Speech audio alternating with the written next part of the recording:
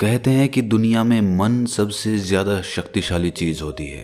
अगर किसी चीज को तुम पूरे मन से चाह लो तो तुम उसे हासिल कर सकते हो। ये मैं नहीं कहता, ये सभी महापुरुषों का कहना है। लेकिन अगर ये सत्य है, ये सच है, तो जो हम अपने मन से चाहते हैं वो हमें हासिल क्यों नहीं होता है? भाई, कोई भी इंसान अपने मन में दुख तो नहीं चाहेगा, लेकिन वो रहता तो दुखी है। हर इंसान अपने मन से तो कामयाब होना चाहता है, खूब पैसा कमाना चाहता है, लेकिन फिर भी वो कामयाब नहीं होता। भला ऐसा दुनिया में कौन इंसान होगा जो अपने मन में ये चाहेगा कि मैं नाकामयाब रहूं या मैं पैसा ना कमाऊं? सोचने की बात है। तो इसमें दो चीजें निकल के सामने आती हैं। या तो वो महापुरुष गलत थे जिन्होंने ये बात बोली कि मन से चाही हुई चीज हासिल हो जाती है, या फिर हम गलत हैं। आज की कहानी जो मैं आपको सुनाने वाला हूँ उसमें आपको एक ऐसा मंत्र मिलेगा।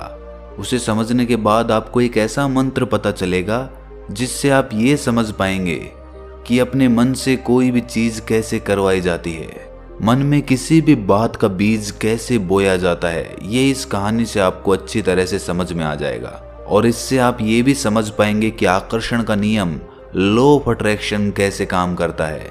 कहानी छोटी सी है लेकिन बहुत ही गहरी है। इससे पहले कि आप इस कहानी में खो जाएं, इस चैनल को सब्सक्राइब जरूर कर लें। तो चलिए ये कहानी शुरू करते हैं। एक बार की बात है, एक आदमी के जीवन में सिर्फ दुख ही दुख थे। वो जो भी काम करता उस बेचारे का वो काम पूरा ही नहीं होता। घर में आता तो घर में कलेश बना रहता, किसी से कोई मदद मांगता तो कोई उसकी मदद नहीं करता। ऐसा लगता था कि चारों ओर से दुखों का पहाड़ उसी पर टूट पड़ा है। उसे समझ नहीं आ रहा था कि मैं इन दुखों से पार कैसे पाऊं। वो दिन रात यही सोचता रहता कि अपने दुखों से छुटकारा कैसे पाना है। इसी कारण से वो रात में सो भी नहीं पाता था। उसकी आंखों के नीचे बड़े बड़े काले घेरे बन गए थे, जो इस बात का प्रतीक थे कि वो आदमी कितना दुखी है और कितना चिंतित है। कभी कभी तो उसके मन में आत्महत्या करने के भी ख्याल आते थे, लेकिन अपने परिवार की चिंता करके वो ये कदम नहीं उठा पाता था। वो इतना दुखी हो गया कि उसने निर्णय किया कि वो इन दुखों से छुटकारा पाके रहेगा। इसके लिए चाहे उसे कितनी भी मेहनत करनी पड़े, कुछ भी करना पड़े, चाहे अंगारों पे चलना पड़े, लेकिन इन दुखों से छुटकारा हासिल करके रहेगा। ऐसे ही एक दिन उसने अपने मित्र से पूछा कि मैं अपने जीवन को कैसे सुधारूं। उसके मित्र ने उसे बताया कि तुम किसी बाबा के पास जाओ। बाबाओं के पास ऐसा मंत्र होता है जिससे सारे दुख मिट जाते हैं, जीवन खुशियों से भर जाता है और धन संपदा भी हासिल हो जाती है। तुम किसी ऐसे बाबा को ढूंढ लो, बस तुम्हारा काम बन जाएगा। उस आदमी के मन में ये बात पूरी तरह से पक्की बैठ गई कि कोई बाबा ही मेरा दुख दूर कर सकता है, और इसीलिए उसे किसी भी बाबा के बारे में पता चलता तो वो उस बाबा के पास पहुंच जाता। वो उस बाबा को अपनी समस्या बताता और उससे उसका समाधान पूछता और कहता कि बाबा, मैं कुछ भी करने के लिए तैयार हूं, लेकिन मेरी इन समस्याओं से मुझे छुटकारा दिला दीजिए। आप जो कहेंगे मैं वो करूंगा, लेकिन मेरे जीवन को सुधार दीजिए। बाबा उसे कुछ टोने टोट के बता देते थे करने के लिए, और बदले में दान दक्षिणा ले लेते थे कि ये टोना टोटका करने के बाद तुम्हारे घर में सुख शांति बनी रहेगी, बस इस टोटके को पूरी विधि के साथ करना। वो आदमी घर लौटकर पूरी विधि के साथ टोने टोटके करने लगा, लेकिन बहुत टोने टोटके करने के बाद भी उसके जीवन में कुछ बदलाव नहीं आया। इसके विपरीत उसका जीवन और ज्यादा दुखी हो गया। जो भी बाबा उसे टोना टोटका देता था वो बदले में उससे दान दक्षिणा लेता था, जिससे उसका धन भी धीरे धीरे खत्म हो रहा था। इससे उसके जीवन में दुख और ज्यादा बढ़ गए। तब उसे लगा कि बाबाओं के पास जाने से तो मेरे जीवन में दुख कम होने की बजाय बढ़ते ही जा रहे हैं, तो मुझे क्या करना चाहिए? बाबाओं के पास जाऊं या ना जाऊं? फिर एक दिन एक आदमी ने उसे बताया कि तुम अपने घर में किसी पंडित को बुलाकर हवन करवा लो। हवन होगा, घर शुद्ध हो जाएगा। कोई भी बुरी ऊर्जा होगी घर में तो वो घर से बाहर चली जाएगी। किसी पंडित को बुलाकर पूरे विधि विधानों से मंत्रोच्चारण कराओ और हवन कराओ, जिससे घर में सुख शांति आए। उस आदमी के मन में ये बात बैठ गई और उसने एक पंडित को अपने घर पर बुलाकर हवन करवा दिया। हवन अच्छी तरह से संपन्न हुआ। बदले में पंडित ने भी अच्छी दान दक्षिणा ली और उसके बाद वो वहां से विदा हो गया। लेकिन कुछ दिनों के बाद उस आदमी को महसूस हुआ कि उसके जीवन में अब भी कोई बदलाव नहीं आया है। अब वो आदमी पूरी तरह से दुखी हो गया और ज्यादा परेशान हो गया। अब तो उसे लगने लगा था कि मेरे जीवन में से दुख कभी खत्म ही नहीं होंगे। और यही सोच सोच कर उस आदमी का बुरा हाल हो गया था। फिर एक दिन उसे अपने मित्र से एक ऐसे बाबा के बारे में पता चला जो समाधान बताने के लिए कोई दान दक्षिणा नहीं लेता था। उस आदमी को लगा कि ये बाबा दूसरे बाबाओं की तरह नहीं हो सकता, क्योंकि ये दान दक्षिणा तो लेता ही नहीं, और अगर दान दक्षिणा नहीं लेता तो ये सच में कोई सिद्ध बाबा होगा। और यही सोचकर वो उस बाबा के पास पहुंच जाता है। जब वो आदमी वहां पर पहुंचता है तो वो बाबा ध्यान में बैठे हुए थे। ये देखकर वो आदमी वहीं पर चुपचाप बैठकर ध्यान से बाहर आने का उनका इंतजार करने लगा। थोड़ी देर बाद बाबा ने आंखें खोली तो सामने एक दुखी और परेशान युवक को बैठे देखा। वो उसकी आंखों के नीचे काले घेरे देखते ही समझ गया कि ये आदमी अपने जीवन से कितना परेशान है। उसे संबोधित करते हुए बाबा ने पूछा कि बच्चा, क्या चाहते हो? बाबा के पास क्या लेने आए हो? उस आदमी ने कहा कि बाबा, मैं अपने जीवन से बहुत परेशान हूं। मैंने इन दुखों को दूर करने के लिए बहुत सारे रास्ते अपनाए। हर वो तरकीब करके देखी जो किसी बाबा ने मुझे बताई। हर वो काम किया जो किसी भी इंसान ने मुझसे करने को कहा, लेकिन मेरे जीवन में दुखों में कोई कमी नहीं आई। बाबा, इसके विपरीत मेरे जीवन में दुखों में बढ़ोतरी हो गई। मुझे समझ नहीं आ रहा है कि मैं क्या करूं। कभी कभी तो मैं आत्महत्या करने की सोचता हूं, लेकिन अपने परिवार की सोचकर मैं ये कदम नहीं उठा पाता। मैंने आपके बारे में बहुत सुना है बाबा, और मैं बहुत उम्मीद के साथ आपके पास आया हूं। कृपया करके मुझे कोई ऐसा मार्ग बताएं जिससे मुझे अपने दुखों से छुटकारा मिल जाए। मैं अपने दुखों से छुटकारा पाने के लिए कुछ भी करने को तैयार हूं। आप मुझे कोई भी रास्ता बताएं, चाहे वो रास्ता कितना भी कठिन क्यों ना हो, मैं उसको पार करके रहूंगा। बाबा ने महसूस किया कि आदमी तो सच में बहुत परेशान है। बाबा ने उसकी बात सुनकर कहा कि बच्चा, दुखों को दूर करने के लिए मंत्र ऐसे ही नहीं मिलते। मंत्र पाने के लिए कुछ करना पड़ता है। तुम कुछ कर सकते हो? ये सुनकर पहले तो उस आदमी ने सोचा कि ये बाबा भी मुझसे दान दक्षिणा ही मांगेंगे, लेकिन और कोई रास्ता ना पाकर उस आदमी ने कहा कि बाबा, आपको जितनी भी दान दक्षिणा चाहिए मैं देने के लिए तैयार हूं, लेकिन आपका मंत्र सच्चा होना चाहिए, वो पूरा होना चाहिए, उसका फल मुझे मिलना चाहिए। उसके बाद मैं आपको जो भी दान दक्षिणा लेना चाहते हो वो दे दूंगा। बाबा ने कहा कि दान दक्षिणा तो बहुत छोटी सी चीज है, मुझे वो नहीं चाहिए। इस पर वो आदमी सोच विचार करके बोला, तो बाबा, मैं अंगारों पे भी चलने के लिए तैयार हूं, आप मुझे बस आज्ञा दीजिए। बाबा ने कहा कि अंगारों पे चलने वाली छोटी चीज मैं तुमसे नहीं कराने वाला। मैं जो तुमसे कराने वाला हूं वो बहुत कठिन मंत्र है, उसे पूरा कर पाओगे? बाबा ने कहा कि बाबा, आप मुझे बताइए तो सही, मुझे करना क्या होगा? मैं कुछ भी करने को तैयार हूं। इस पर बाबा ने उसे कहा कि यहां से जब तुम अपने घर जाओ तो रास्ते में अपने मन में ये दोहराते जाना कि मैं सुखी हूं, मैं सुखी हूं, मैं सुखी हूं। बार बार अपने मन में यही दोहराना, और याद रहे, जुबान पर ये नहीं आना चाहिए, ये सिर्फ मन में दोहराना है। ये सुनकर वो आदमी बोला, बाबा, बस इतनी सी बात?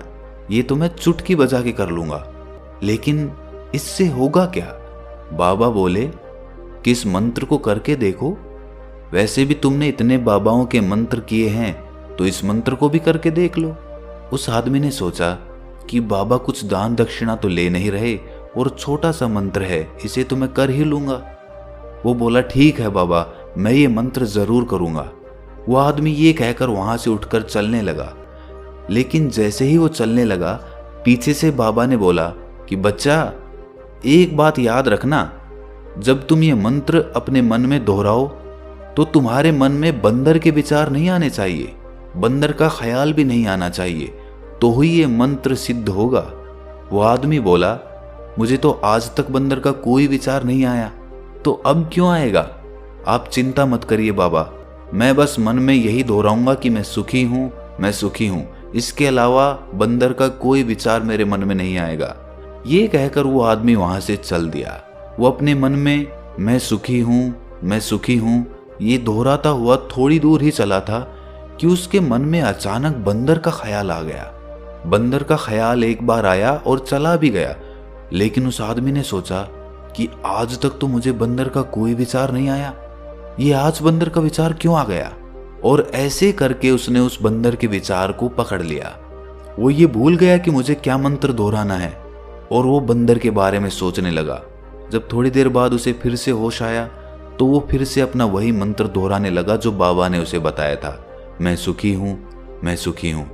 लेकिन अचानक से उसे सामने एक बंदर दिखाई दिया और ये देखकर उसके मन में फिर से बंदर का विचार उठ गया और वो अपने अंदर से इस विचार को बाहर फेंकना चाहता था। वो चाहता था कि मेरे अंदर किसी भी तरह बंदर का विचार ना आए, लेकिन उसे तो सामने बंदर ही दिखाई दे गया। ऐसे ही जद्दोजहद करते करते वो घर पे पहुंचा और घर पे पहुंचने के बाद अपनी पत्नी को कहा कि हे बंदरिया, मुझे खाने में बंदर परोस दो। और जब उसे एहसास हुआ कि उसने क्या बोल दिया तो वो अपने बाल नोचने लगा। वो दीवारों में सर मारने लगा कि आज तक मुझे बंदर का कोई विचार नहीं आया और आज मुझे ये क्या हो गया है कि मुझे हर जगह बंदर ही बंदर नजर आ रहे हैं, ये कैसी माया है। यही सोच सोच कर वो आदमी रात भर सो नहीं पाया। रात भर करवटें बदलता रहा और सुबह उठकर सीधे उसी बाबा के पास पहुंच गया और उसके चरणों में गिरकर कहा कि बाबा, पता नहीं क्या चमत्कार हो रहा है, आज तक मुझे बंदर का कोई विचार नहीं आया, लेकिन कल से जब से आपने मुझसे कहा कि बंदर का विचार नहीं आना चाहिए, तब से मुझे हर जगह बंदर ही बंदर नजर आ रहे हैं। उस आदमी ने कहा कि बाबा, मुझे तो आपके पीछे पेड़ पर बैठा हुआ बंदर भी केले खाता हुआ दिखाई दे रहा है, ये हो क्या रहा है बाबा। ये सुनकर बाबा हंसने लगे। बच्चा, मन का जाल एक ऐसा जाल है जिसे समझ पाना इतना आसान नहीं है। बंदर तो तुम्हारे रास्ते में पहले भी आते थे। जब तुम मेरे पास आए थे तो इन्हीं पेड़ों पे ये बंदर घूम रहे थे, लेकिन तब तुम्हारे ध्यान में ये बंदर नहीं था, तब तुम्हारे ध्यान में सिर्फ अपने दुख थे। इसके बाद बाबा ने उसे बताया कि बच्चा, हम जिस चीज से भी दूर भागना चाहते हैं वही चीज हमारे मन में बहुत गहरे में प्रविष्ट हो जाती है, वो हमारे अंतर मन में समा जाती है। असल में हम जिस चीज से भी छुटकारा पाना चाहते हैं उससे छुटकारा इसीलिए पाना चाहते हैं कि वो हमारे साथ बहुत गहरे से जुड़ी हुई है, और हम जितना ही उससे छुटकारा पाना चाहते हैं वो उतनी ही गहरी हमारे मन में बैठती चली जाती है और आखिरकार वो हमारे अंतर मन में छा जाती है। ऊपर से तो हम चाहते हैं सुखी होना कि मैं सुखी हूँ, सुखी हूँ, हमारे होंठ भी यही बोलते रहते हैं, लेकिन हमारे मन में दुख समाये होते हैं। हमारे विचारों में, हमारे मन में हमें दुख ही दुख दिखाई देते हैं। इसीलिए अपनी जुबान से बार बार ये बोलने से कि मैं सुखी हूँ, मैं सुखी हूँ, हम सुखी नहीं होंगे जब तक ये मंत्र हमारे अंतर मन में प्रविष्ट नहीं होगा।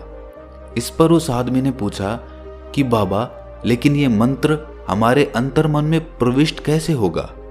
ये सुनकर बाबा ने कहा कि बच्चा, अपने दुखों से लड़ना बंद कर दो। जब तक तुम अपने दुखों को दूर करने की सोचते रहोगे तब तक वो दुख तुमसे चिपके रहेंगे, तब तक वो दुख तुम्हारे अंतर मन पर अपना राज जमाए बैठे रहेंगे। और जिस दिन तुम उन दुखों के बारे में सोचना ही छोड़ दोगे, उन दुखों से छुटकारा ही नहीं पाना चाहोगे, उसी दिन से तुम्हारी जिंदगी से दुख गायब हो जाएंगे। क्योंकि किसी भी चीज से छुटकारा पाने के लिए हमें उस चीज के बारे में सोचना पड़ता है, और हम जितना ही उस चीज के बारे में सोचते हैं वो उतनी ही गहरी हमारे मन में प्रविष्ट होती चली जाती है। हम अधिकतर समय दुखों के बारे में ही सोचते हैं। हम यही सोचते हैं कि हमारे जीवन में दुख है और हमें इससे छुटकारा पाना है। इसी वजह से बार बार सोचने से वो दुख हमारे अंतर मन में प्रविष्ट हो जाते हैं और हमें एहसास भी नहीं होता। इसीलिए अगर तुम दुखों से छुटकारा पाना चाहते हो तो दुखों से छुटकारा पाने के बारे में सोचना छोड़ दो, तुम्हें दुखों से छुटकारा मिल जाएगा। अक्सर आदमी धूम्रपान छोड़ना चाहता है, शराब छोड़ना चाहता है, सुबह अपने आप से ये वादा करता है कि मैं कोई भी गलत काम नहीं करूंगा, लेकिन शाम को जब लौटता है तो नशे में चूर होकर लौटता है। ऐसा क्यों होता है कि जो हम सोच रहे हैं वो पूरा कर ही नहीं पा रहे हैं? असल में हम उस चीज को बहुत ज्यादा तवज्जो दे रहे हैं, उस चीज को बहुत ज्यादा अहमियत दे रहे हैं। जब भी हम उस चीज को छोड़ने के बारे में सोचते हैं तो हम उसकी इम्पोर्टेंस यानी कि विशेषता और ज्यादा बढ़ा देते हैं। हमारा मन उस चीज के बारे में जितना ज्यादा सोचेगा, शराब या धूम्रपान छोड़ने के बारे में जितना ज्यादा सोचेगा, हमारा मन उतना ही उस चीज के पीछे ज्यादा भागेगा। हमें उस चीज से लड़ना नहीं है, बल्कि बिना सोचे गुजर जाना है। और अगर इस मंत्र को हम समझ लेते हैं तो हम अपने जीवन में जो भी पाना चाहते हैं उसे अपने अंतर्मन में डाल सकते हैं। और एक बार वो लक्ष्य हमारे अंतर्मन में बैठ जाता है तो फिर सफलता पाने में कोई समस्या नहीं आती, कोई दिक्कत नहीं आती। तो दोस्तों, कैसी लगी आपको ये कहानी कमेंट सेक्शन में ज़रूर बताएं, और अच्छी लगी तो इस चैनल को सब्सक्राइब करना ना भूलें। तो मिलते हैं अगली कहानी में, तब तक के लिए अपना ख्याल रखें।